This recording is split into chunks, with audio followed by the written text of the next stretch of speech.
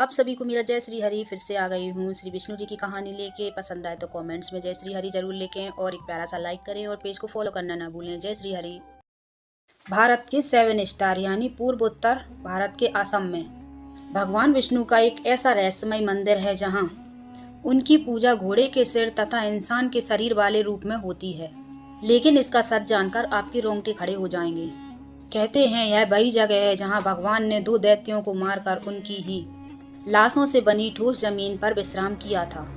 आखिर क्या है यह पूरी कहानी, चलिए जानते हैं। कहानी शुरू होती है सृष्टि के आरंभ से। उस समय चारों ओर केवल गहरा ही पानी था।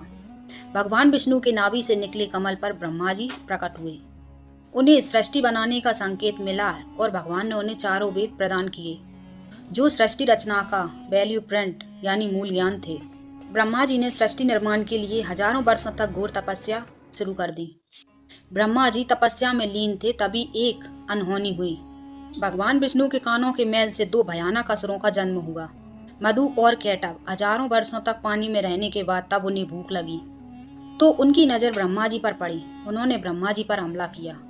उन्होंने पवित्र वेद छीन लिए और अथाह समुद्र की गहराइयों में जाके छिप गए। वेदों के बिना ब्रह्मा जी लाचार हो गए और सृष्टि का काम रुक गया। ब्रह्मा जी घबराकर विष्णु जी की शरण में गए, लेकिन समस्या बहुत बड़ी थी।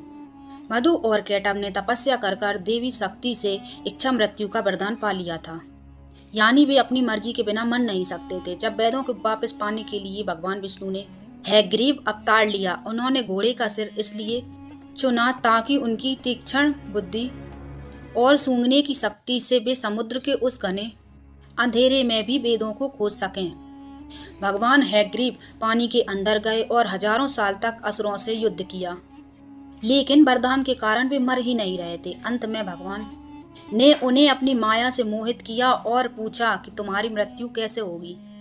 अंत में असुरों ने अहंकार में शर्त रखी, हमें वहां मारो जहां पानी ना हो।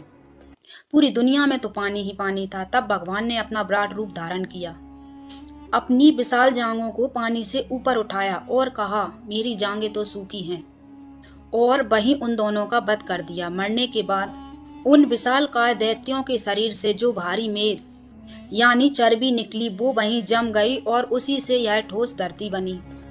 इसलिए पृथ्वी को मेदनी कहते हैं। युद्ध के बाद थके हुए भगवान हैग्रीव ने इसी नई बनी जमीन पर असम के मणिकूट पर्वत पर विश्राम किया।